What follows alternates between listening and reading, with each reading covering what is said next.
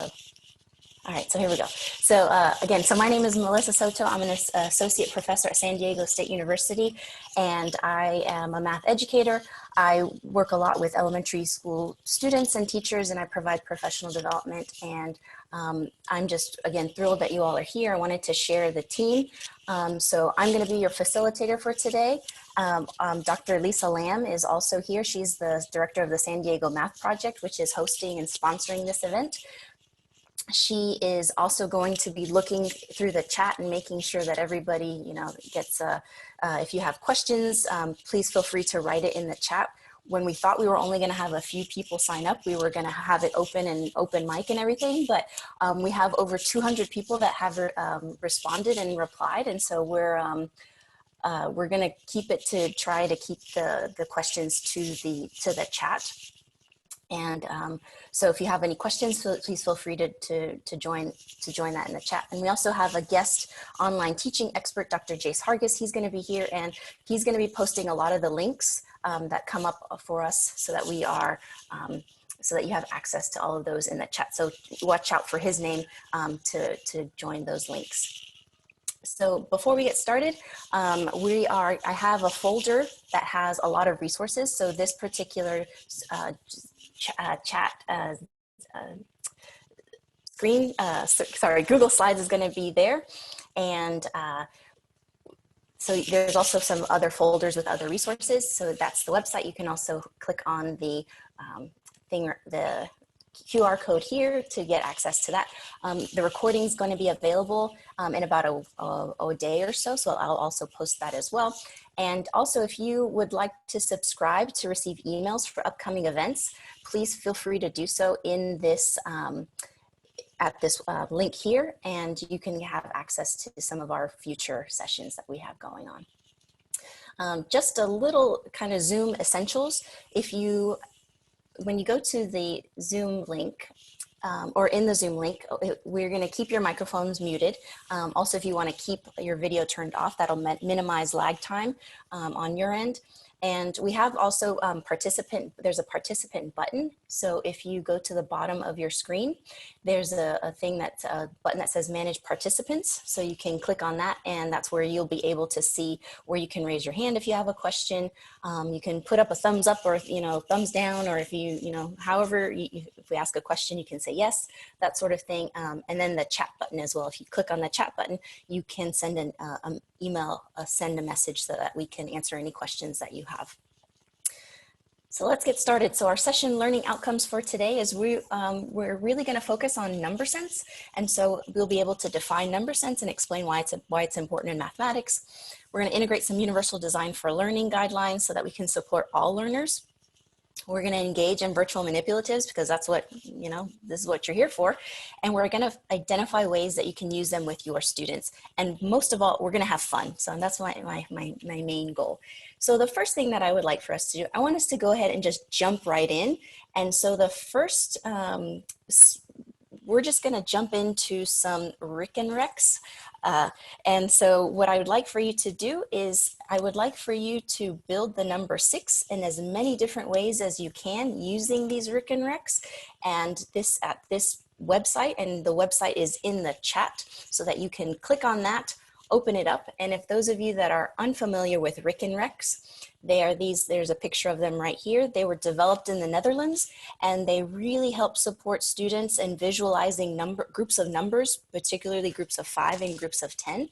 So if you will go ahead and click on that link and try to build the number 6 in as many different ways as you can. And also go ahead and look at some of the different tools and options on the bottom of the screen. I want to just give you an opportunity to explore a little bit, and then I'll give you about maybe a minute or two, and then I'll come back and I'll share a couple of things on my screen.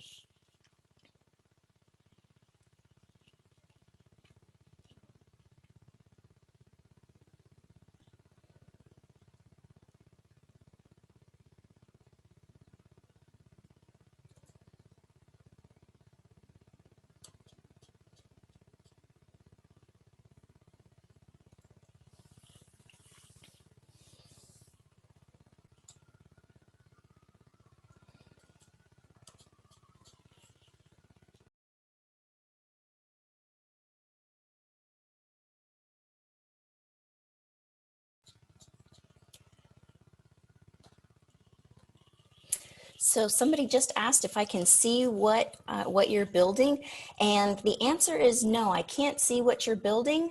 So I'm going to go ahead and I'm going to share my screen again so that you can, I'm going to click on the link so that you're able to see what I see. And so this is what the screen is that you should have in front of you. And what I ended up doing was, before the session, I actually set up these pages ahead of time. This particular math manipulative is from the Learning Center. And what's really nice about the Learning Center is that if you look down at the bottom here, there's like a little square with a little arrow coming out of it. What I did was I wrote on here, build the number 6 in as many different ways as you can, and I actually copied the link. So if you hit copy link, you can actually share this link with your students, and then your students will have access to this particular page. And so they can engage in whatever activity or whatever task you ask them to do on that specific page. So you may have found that you can have, 4 red beads, and you can have 2 white beads. So that's one way to make the number 6. Or you can say, nope, I'm going to make 3 red beads and 3 white beads. And that's another way you can also build it. What's really nice about this particular website and this particular virtual manipulative is here at the bottom, if you see there's a negative and a positive sign, if you hit the plus sign, it actually brings in another rack for you. And so the kids can continue to add racks. It'll do so up to 9 different racks. 1, 2, 3, 4. Let me make sure I said that correctly. 1, 2. Yeah. So no, actually 10. 1, 2, 3, 4, 5, 6, 7, 8. 9. Yeah. So you can have up to 10 racks. And what's really nice about it as well, so I'm going to actually delete some of these. So if they come up with lots of different ways, so say if they have, well, I'm going to have 5 red beads and 1 white bead, but then I can also have 1 red bead and 5 white beads. What's also nice is that they can also come and they can annotate their beads as well. So I have 1 plus 5 here, and that's going to give me 6. Or they can also type on here. And so I can say, well, I have, or we can say, like 5 red plus 1 white equals 6 total. We can hit done. Actually, I'm going to change the color here to yellow so that it's a little bit easier to see. I can spread it out, and then I can have it right on top there, so that the children, your students, can build all of these different ways. They can type up their explanations, how they did it. And then what you can also do is they can then also hit that share button again. They can copy that link and they can send it back to you. And so those students, so you can see what they end up doing on their screens. So it's not a whiteboard per se, but it is a way for the students to share their work with you. And I think it's quite a nice way that you can see their writing. You can see sort of how they're thinking about these different ways. So this is one, the Math Learning Center has a lot of tools that has this option of creating these links so that they can share it back and forth with you. Once you get their link, you can come back, see what they've done, write comments to them, send it back to them, so you can have this dialogue with them as well. You can also, some of the other options you can have is there's a little thing, button right here. It's a screen, so if you wanted to say maybe cover some of them up, you can do so as well. So if you say, I have, let's see, come up here. If, you have a total of 6 beads, but you're only showing 3, how many are behind the screen? So you can ask students those ideas, and then you can click the little eyeball and it shows it right there. So you can hide it and bring them back up as well. So this is the first, I'll go ahead and come back to, to our session. So any thoughts, or has anybody used Rec and Rex before, or you want to write in the chat button, or share your thoughts in the chat? I have to say it was, I didn't know about Rick and Rex until last year was the first time that I've actually seen these manipulatives. And I have to say that these are really amazing, because it really gets kids to think about these ideas and these combinations of 10 or even more. And so these are a really, I feel, underutilized tool. And what's really nice is that virtually, they're all right here. Sometimes they come in these racks, so they're a little bit bigger. and sometimes they take up a little bit of space. And so these are really nice. And I know that preschool teachers, kindergarten teachers, they tend to use these to help kids see these differences in these numbers. Let's see, I'm going to go back, and also I want to share that in the Google Slides underneath here, I'm going to share them right here. There's a little blurb about where Rick and Rex come from, and then these are other resources that have Rick and Rex as well. They come by different names. Sometimes they call number racks, and so that you can see and kind of play with them as well, and have kids get access to those. So I'll go ahead and I'll stop sharing my screen. I'll take a look at the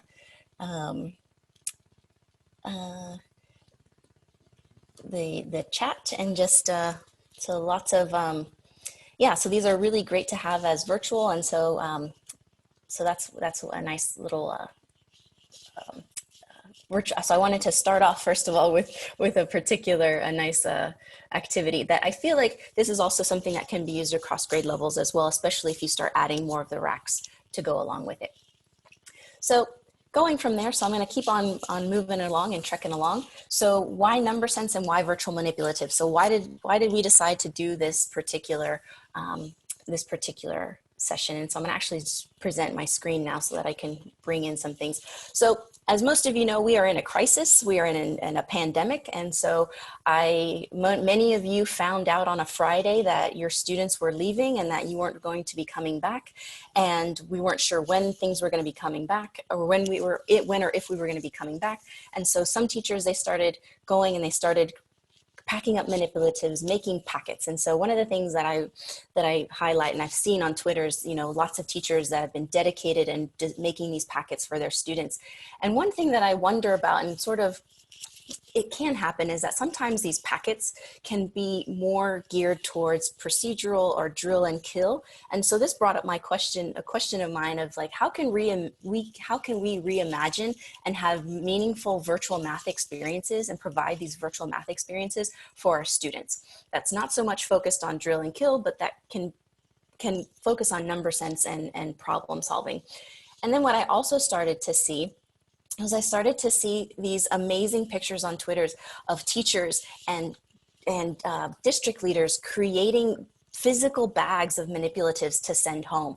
And it just warmed my heart to see how people were really caring about their students and really wanted to provide these meaningful experiences for students. But one thing that I thought of is, I know that some of you didn't have time, or you may not have that many manipulatives to send home. So how can we provide access to students that might not have these physical manipulatives at home? And so that's why I came up with the idea of these virtual manipulatives. And so what is number sense? So I will say that number sense is sort of this like elusive definition thought in mathematics. And so when you often ask somebody like, what is number sense? You'll get a lot of times somebody will say like, well, it's when a student can do this, or when a student does that. But so they can provide these examples and characteristics of it, but they really can't provide you with a firm definition. So I had to go back all the way to 1989 to an article that really came and talked about what is the definition of number sense. And so number sense is when, is understanding size of numbers, operations on numbers, and the relationship between numbers. And to me, what I really think about, sort of the simple, easy way to think about it, is we want students to be flexible with numbers. And when we have number sense, we're able to be flexible with numbers. We're able to decompose numbers. We're able to compose them in different ways. We're able to think about what's the meaning of those properties of operations. Properties of operations are extremely meaningful and wonderful. And a lot of times, and I know when I was in school, I just learned the definitions of those principles or those properties of operations. But I think what we really want students to be able to do is to figure out why those work and why they're so powerful. And I think in this time of this pandemic, I think sometimes we think about, what do we do with our students right now? And I think for me, it might be challenging to present new material for students. So you might think about, is there ways that you can perhaps support their number sense, support their problem solving, support their sense making? We really want to help them be flexible with numbers, because when they come back to us, I think it'll just help us to just keep right on going with that new material, rather than those procedures and that drill and kill that we normally would provide students. So manipulatives and tools. So I will say that the National Council of Teachers of Mathematics says that, math programs, we really want to be sure that we're integrating math tools, that we're integrating technology, because that they help kids make sense of mathematics, helps them reason, helps them to communicate their math thinking.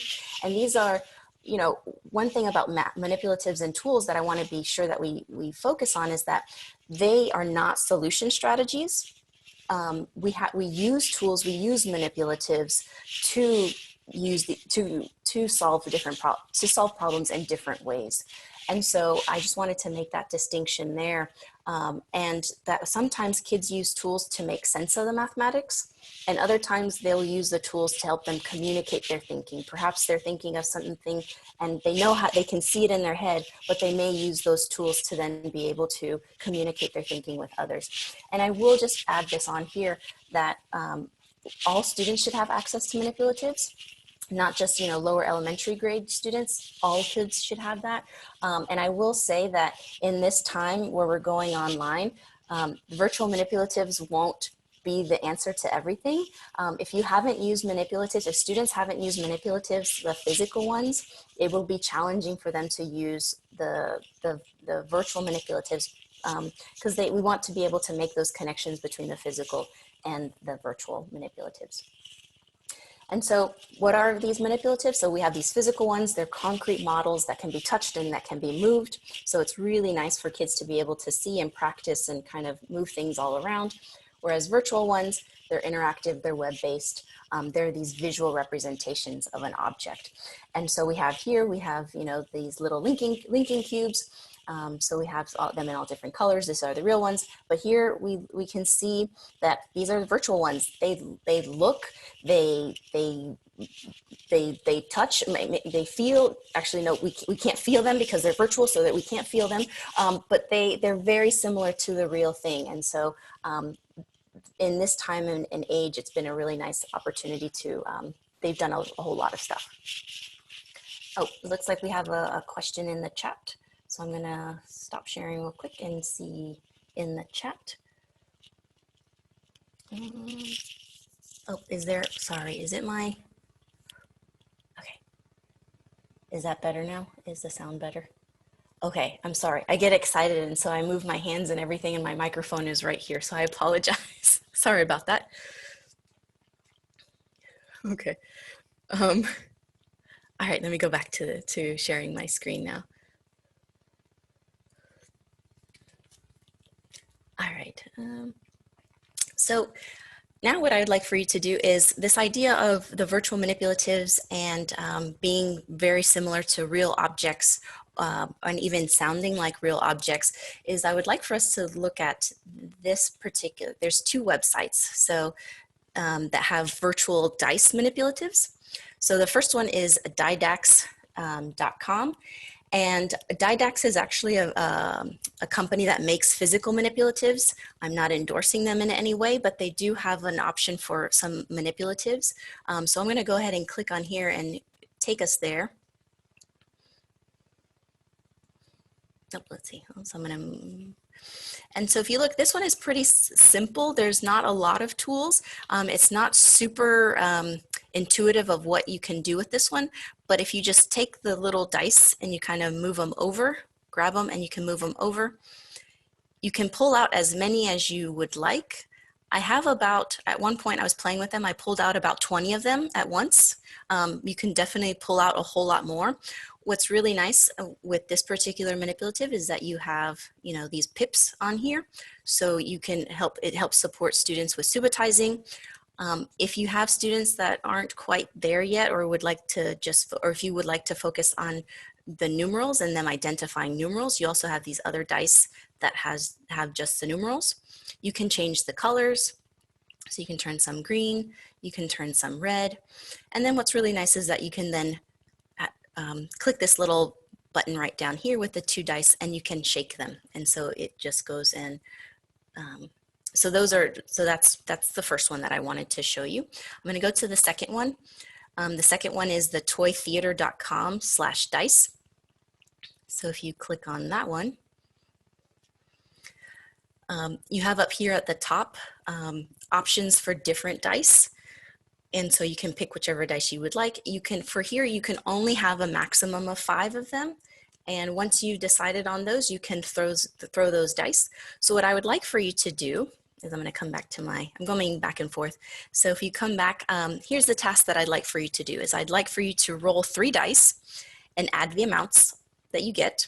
And I want you to do this 2 more times. So a total of 3 times roll the dice. And then one thing I'd like for you to do then is to figure out how much over or how much under your amount is to either 20 to 50 or 100. And if you see here, I have a blank here. And this is because I did this on purpose. It provides an opportunity for students to be able to pick the numbers that's going to be just right for them. And what I liked about this of giving tasks like this is that it provides agency for students, so they're able to to pick what's right for them.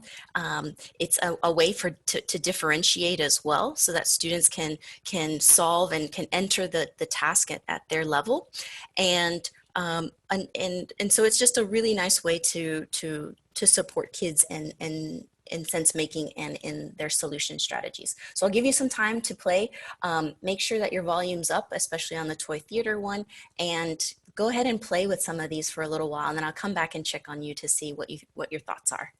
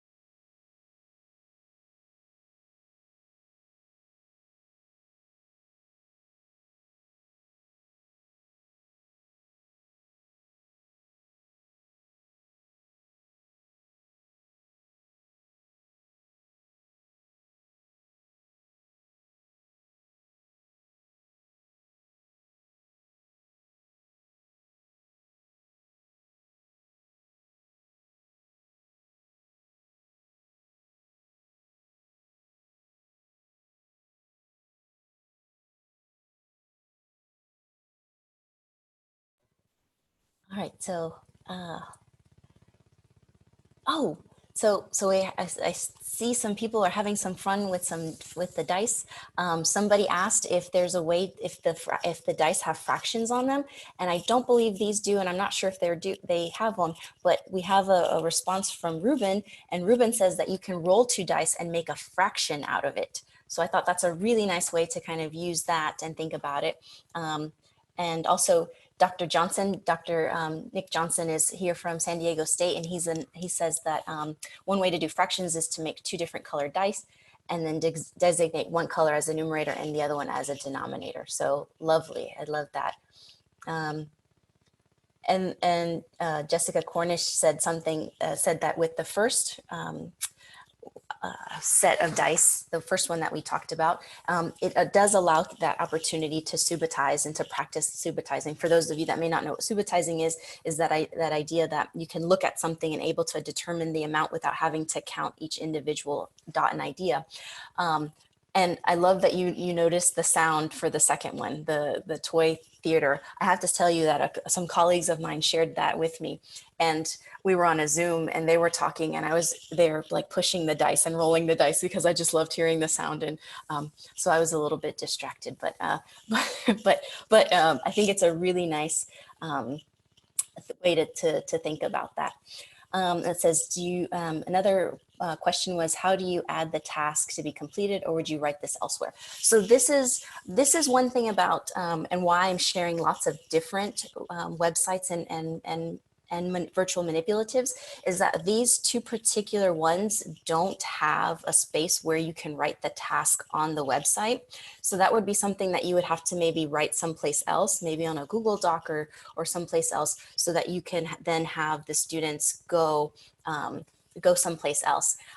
Somebody just wrote about that you can write, Karina, hey Karina, you can think about writing in a Google Doc and creating a table to organize it. And so that's one thing that you can do, is maybe you have a Google Doc or a Google Sheet where you write all of your students' names down, and then they can post either pictures, or they can post their assignments there, or you can put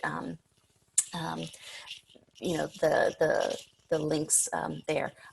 Nicole Hargis is saying that you can, she's an elementary school PE teacher, and so she's thinking about ways to use the dice in physical education. So I think there's lots of different ways to think about using these dice in a really nice way. And I think that it's, I don't know, I was really pleased with the dice. Another thing that I thought about, and I'm going to go to the dice, and I'm going to let me share my screen again, because one thing that I thought was kind of neat about some of these particular dice, especially these ones with that are the triangular pyramid. So if we have it and we throw them here, one thing that's quite nice is that, so you can say that this one has 1, but there's actually 3 1s here, and there's 3 3s and 3 4s and 4 4s. So one thing that I was thinking of is, I'm going to see if I can notate, maybe not, I'm not sure if I can notate here, but one thing I could think about is that you actually, if we wanted to think of each side as a number, so we could add those up as well, find those sums, or we can say like that we have here, we have 2 dice with 4, so we have 1 2 3 4 5 6, we have 6 4s, 3 3s, and 3 1s, so we can actually sort of start to think about all of these different numbers and different groups together, and write them out. So there's lots of different ways. Again, what I loved as well with these is that these ones have their 10s, which is quite nice. I haven't seen those before. So you can have 10s, you can have 1s. So having kids, you know, these different opportunities for kids to engage in some of these is quite nice. All right, so I'm going to shut my stop and then anything else about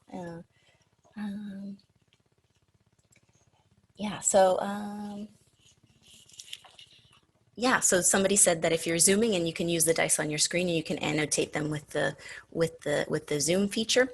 I will say also, you know, practicing and looking at some of these dice, Google now, if you Google dice, will come up with dice that you can actually roll and add on to there. And you can actually, the one thing with these is that they're all the same size. With Google, you can add the different kinds of dice to it, and then you can roll them up. And in the Google, it has the numbers already add up onto them. So lots of different ways. Also, there's apps on iPhones that you can create dice and you can shake them up and do that. So, which I have some here, so we can shake them up and then you can have them all there. Whoops, sorry, I turned it off. So yeah, so you can do that.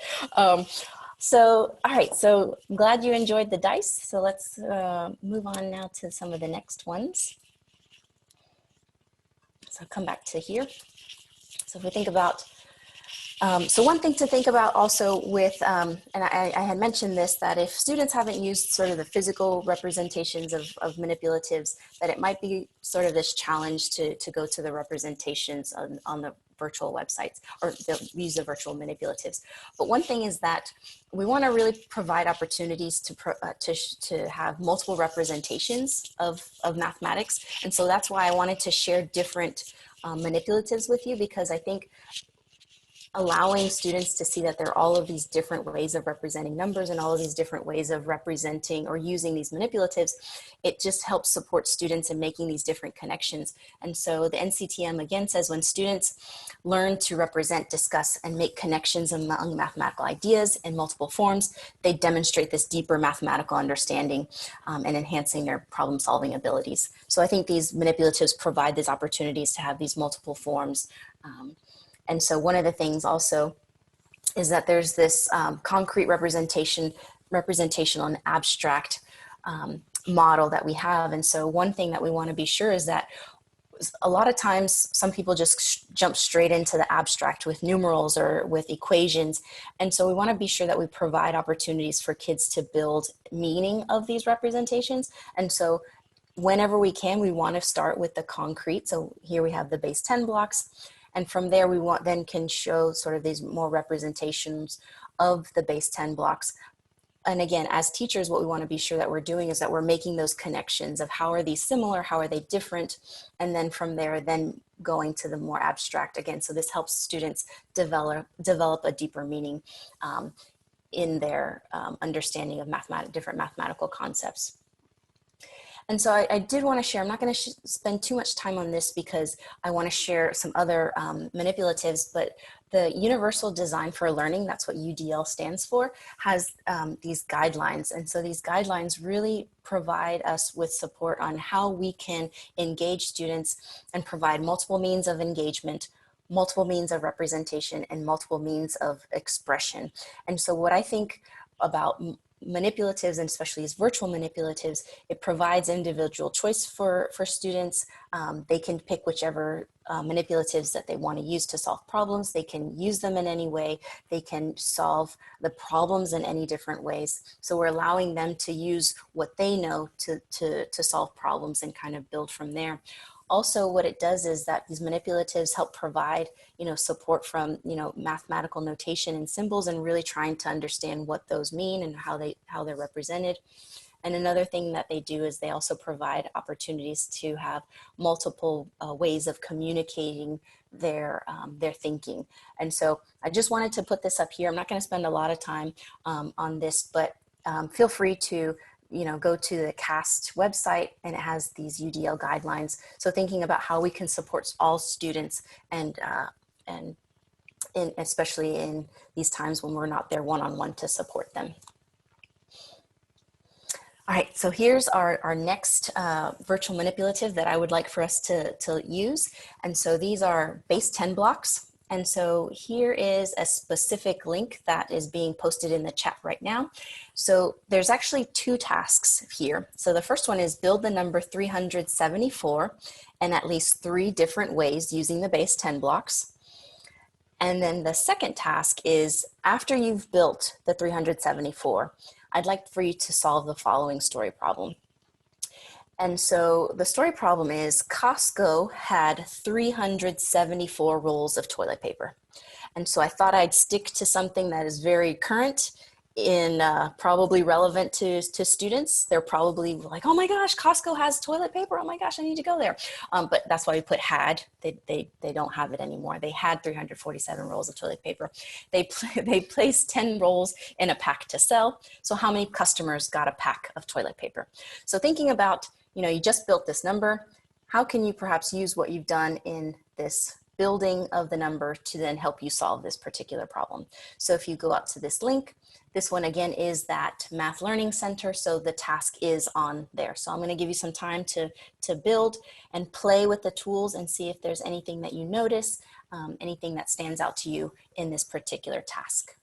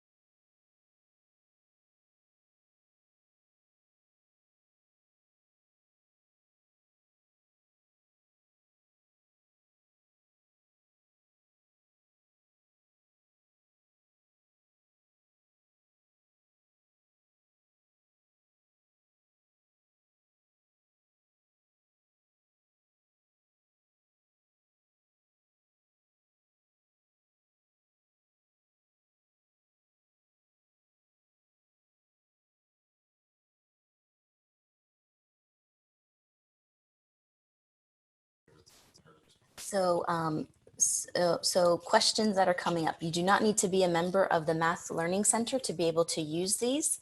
Another thing is somebody said that the blocks are really big. Is there a way that you can make them smaller? And actually, yes, you can. There's a little magnifying glass on the bottom that you can, it has a little minus sign. You can click on that.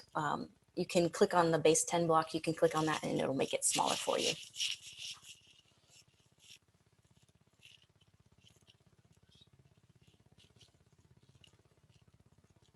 So another question is to share the link with the task already there. You build, type the task, and then use the share to connect. Then once students build it, they would share it and it would send the screen in with their work. Yes, but you want to make sure that when you, so you can create it, you share the link. When they go to your link, they have to click that little button again, and because it'll generate a new URL for their specific work. So you can click on, so they would have to click on that. They would have to click on the copy link and send you that specific link to their work.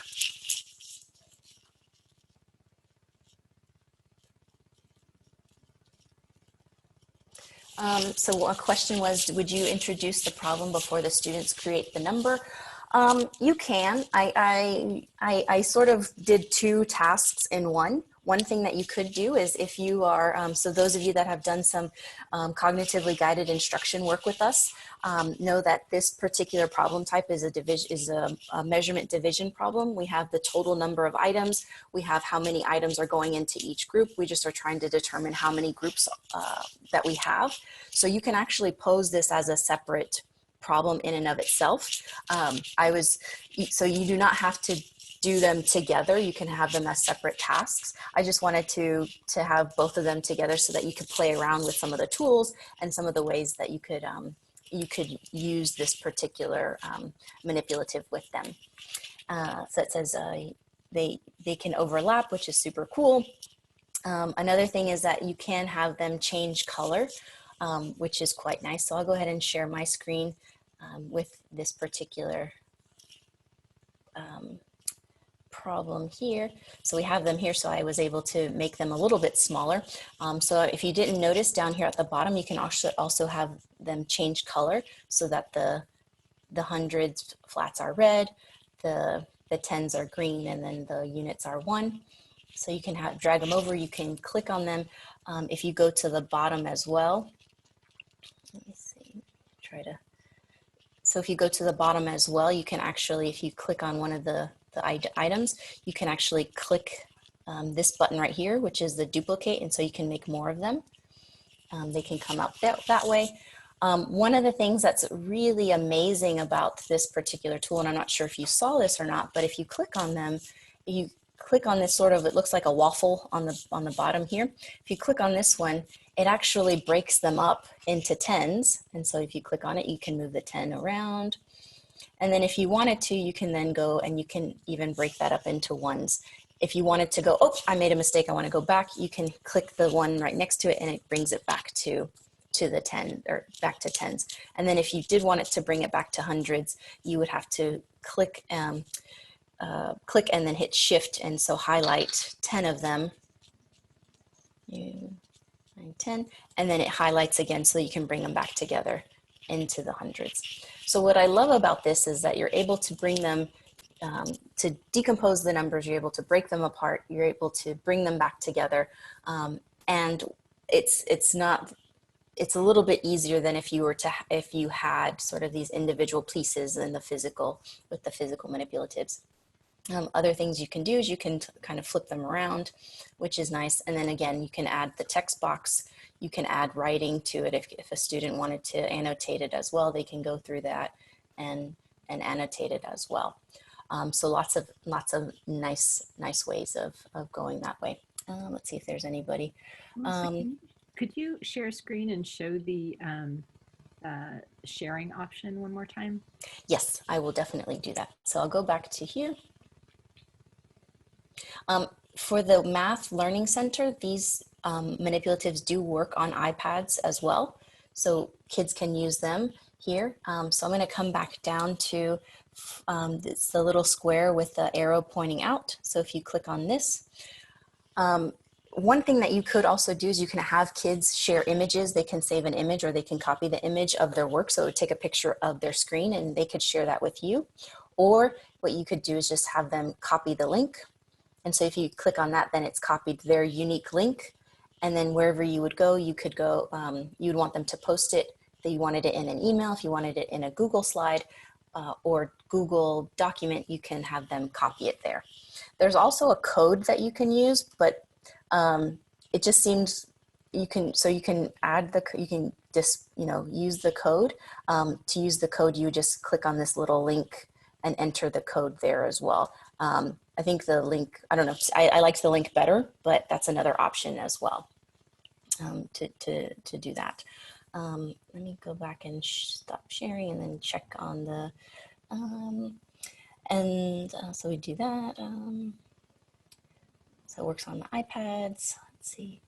The tool menu at the top is not always showing up for us. Let's see. Not sure. Let's see how that might, which tool you're thinking of or you're sharing.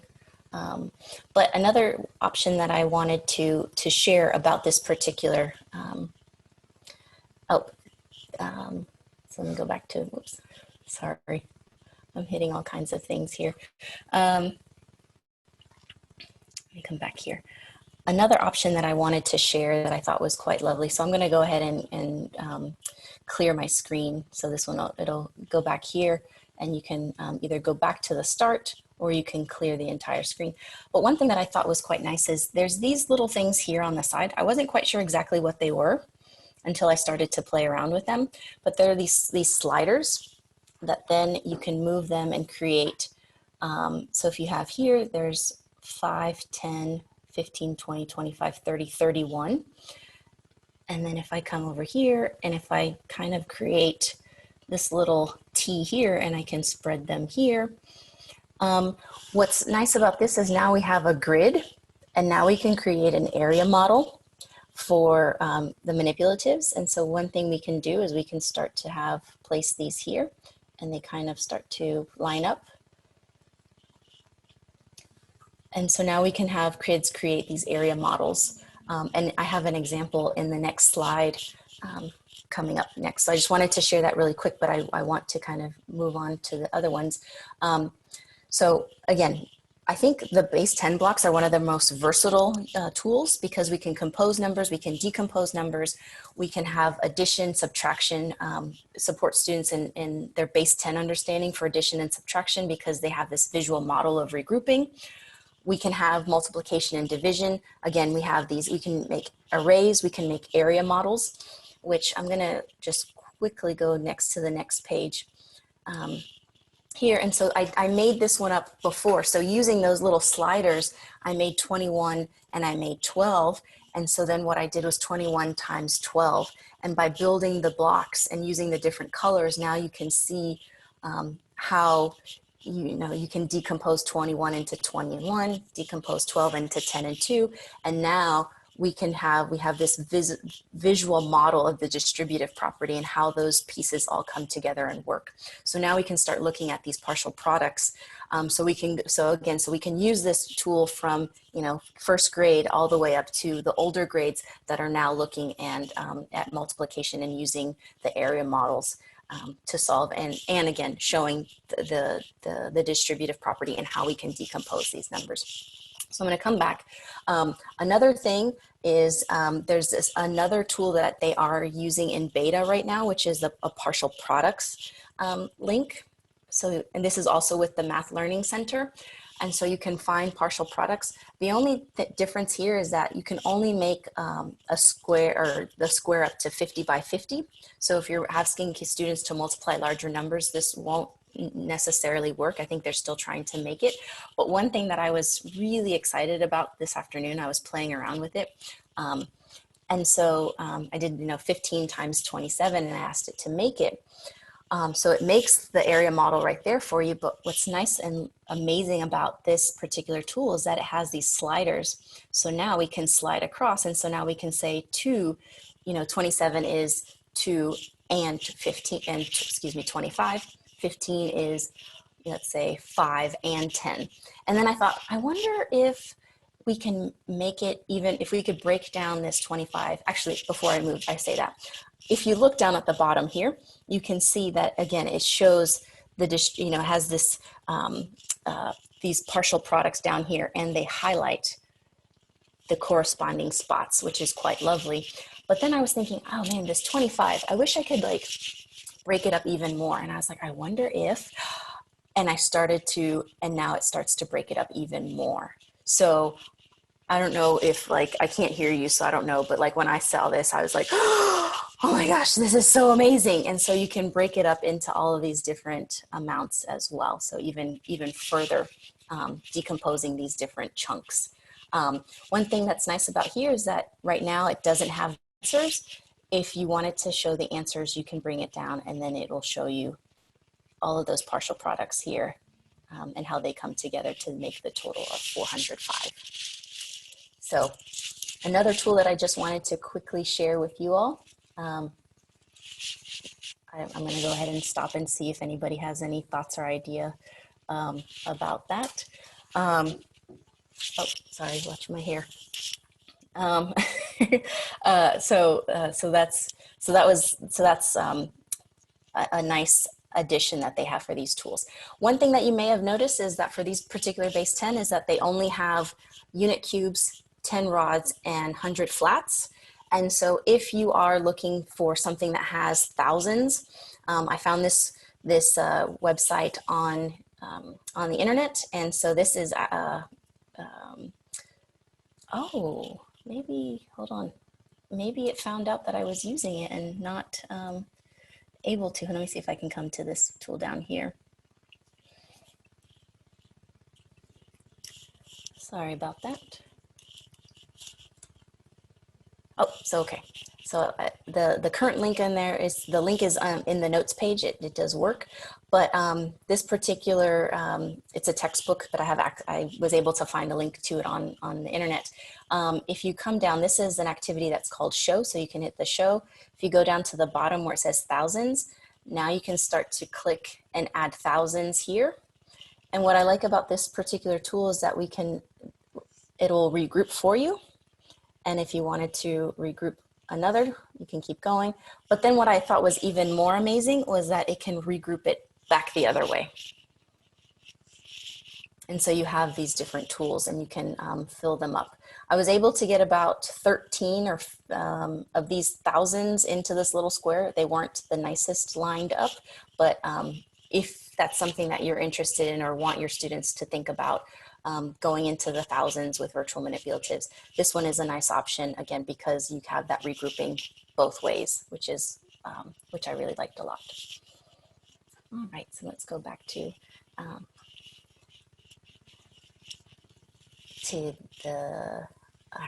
here. So I think that was pretty much we have about 9 minutes left, so I wanted to share just a few of them. I do encourage you all to go and look at more of these options and these tools. And so one of the things that wanted to make sure that we talked about again is defining number sense. Again, in this time, if we can focus on helping support students and decomposing numbers, composing numbers, finding different relationships, that's going to be really, I think, really a big bang for our buck in these times of doing digital learning. Again, if you have time to go through the Universal Design for Learning guidelines to really see in how we can support all of these learners. And we engaged in virtual manipulatives, and I was really super impressed by all the different ways that people were thinking about using them for their own use. And I hope that you had fun and that you learned some new ideas. Again, I wanted to share that the folder is here. with the Google link or the link to the folder. Our recording is going to hopefully be available within a day, so that'll be placed up there as well. I will also add that I did add some middle school resources in a Google folder, and these are specific for integers, functions, and ratios.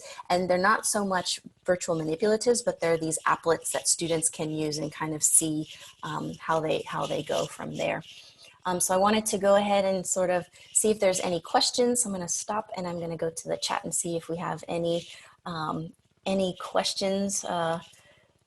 Lots of, okay, so I'm glad. I hope that you guys like enjoyed it. Okay, this is good. So if you have any other thoughts or questions, so I'll pause a little bit here, give some wait time. And so what I will do is, I'm so glad that people are finding this helpful. I will go back to the slide because I do want to share some other options and things that are going to be coming up as well. So just so you know, again, I wanted to provide the link that if you would like to receive emails from the San Diego Math Project so that you can see what other events we're going to be having, please feel free to do so. I will say that we're doing in 2 weeks, coming back, and we're going to then focus more on fractions and how we can use these virtual manipulatives to support students with their fraction understanding and how we can engage them in these ideas. We have another one again on May 5th. To be determined on the topic. I've been asking for some of your ideas, and so we're gathering those and we'll make a decision on that. We also have, those of you that are preschool teachers, kindergarten, TK teachers, transitional kindergarten, or kindergarten teachers, we have an event specifically geared for you. It's a 2-day event, so Wednesday, April 22nd, Tuesday, April 28th. It's 2 days, again, same time, 3 to 4. And so my colleague, Dr. Nick Johnson, is going to be leading this. And so the first session is going to be about learning to count, so supporting students in counting. And then the second session is going to be about counting and problem solving. And so if you're interested in that, or if you know of other preschool teachers, transitional kindergarten teachers, kinder teachers, feel free to share, and here's the link for that one as well. And then I have some extra time, but I will, end with a thank you. We do have an evaluation form. If you would be so kind as to let us know your thoughts. Let us know any ways that we can continue to support you. This would be very grateful. I'd be super grateful. This is our first time doing this online session. We weren't quite sure again how it was going to go. I hope that it was helpful. I hope that you enjoyed. And the link is in the chat as well. So if you could fill out that form, that would be just amazing. And so I have some extra time. If anybody has any thoughts or questions, we will have a video. A video will be available, and so we will post that. Hopefully it's taking Zoom a little bit of time to process these. So once it's processed, we will have it and we'll place it in the Google folder so that you have access to that. And so let's see, anything else? All right, so thank you all so very much. We really appreciate it. I'll be here for a little bit of extra time. And so if you're ready, if you'd like to hang out and ask questions, feel free. Other than that, I hope that you will join us next in 2 weeks for our fraction session. And so a question was, do we have any resources to train first grade children to use the technology? So I'm trying to think about, I'm not sure if there's anything in particular that I have right off the bat. I do think that one thing you might think about doing is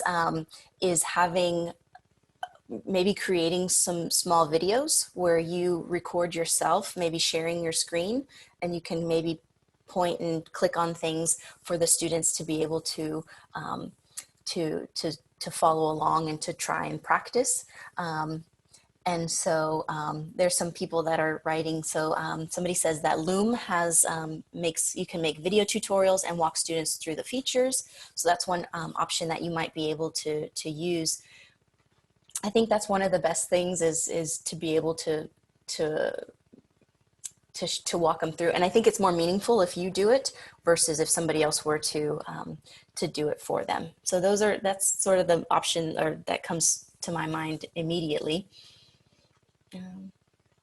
Let's see if anything else.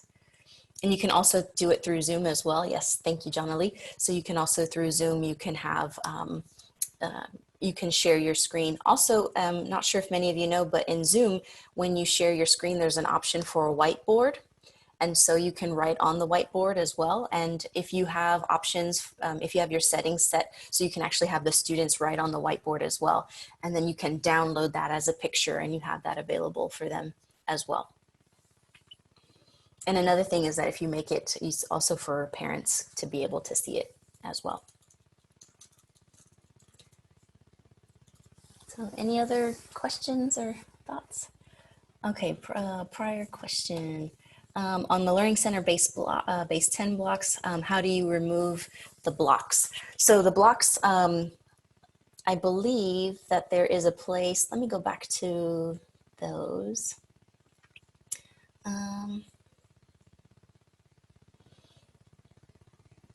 So if you go to the number blocks, or back to the base 10 blocks, I'm going to share my screen really quickly so that you're able to see this.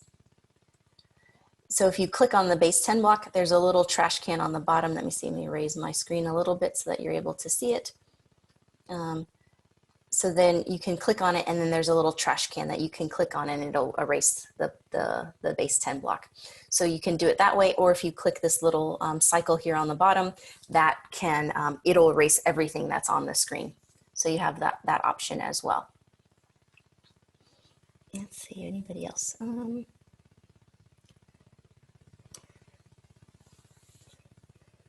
right. For the base 10 blocks, what's the key for? So the little key, let me go back to that one. So the little key, so if you go back to the square with the little arrows pointing out, this is where you can share your work. There's a key code that you can copy that code. You can copy it. And then what you can do is you can enter that code here, and you can open it. So it's just another way of sharing. So if you didn't want to use the link, you can also have the kids share their little code as well for them, so that they can see those ideas. Let's see. So we have lots of options for screencasting tools that are being shared. Are there any resources you recommend for graphing? So there's, and maybe Lisa, you might be able to share a little bit. I think, is it Desmos but I'm not sure if Desmos is, yep. Lisa just hit me, so just got it to me. So Desmos is probably the most common. I haven't used Desmos yet, so I'm not quite sure if anybody has any ideas or thoughts about Desmos that they can share. Or Lisa, if you had anything that you wanted to add to it. We are going to be offering a session on Desmos, actually, so I will send that out to all of you, and that should be happening in the next week or two. And Bill Zahner is going to be leading that. He's a math educator at San Diego State here. Awesome. Thank you very much. All right. Any other questions, or did I get all the questions so far? And I will let you know also that we will be doing a question and answer. So we'll be sharing the chat questions in our our FAQ section in our Google folder, so that if you like, oh, they said something about, a particular tool, we'll have that available as well for everybody. So any last minute questions? Thank you all so very much. Again, I'll be around for a couple extra minutes if anybody likes to have any extra questions.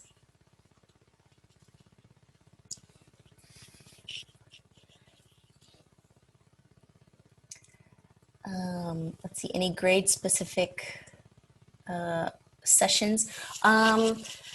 We do not I think we're doing it more sort of by grade span. So like we're doing elementary, there may be more topic focused ones. But for right now, it's sort of just more broadly. But in the evaluation form, if you have any specific ideas or wants or desires for a particular session, feel free to write them down there, and we'll be sure to see how we can support that in the future. Do we know of any SPED resources that are being taught by SDSU? So I'm not quite sure. We did share with our dean that we were doing this, and so when we are going to follow up with him, and what I'm hoping is that perhaps when he sees that this was really well attended, perhaps other departments and other topics will, or departments will be willing to provide opportunities for teachers. So we're in the School of Teacher Ed, and so we're, again, the math project. So we're just specific on math, but I'm really hoping that that others will be willing and able to provide opportunities for those. So thank you so very much, everyone. And feel free to ask any other questions or thoughts.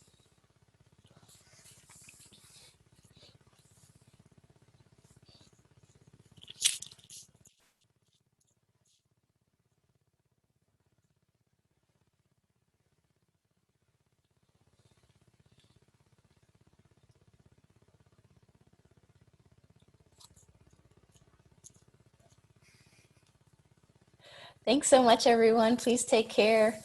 Thanks for joining us. It's so good to see all of you all.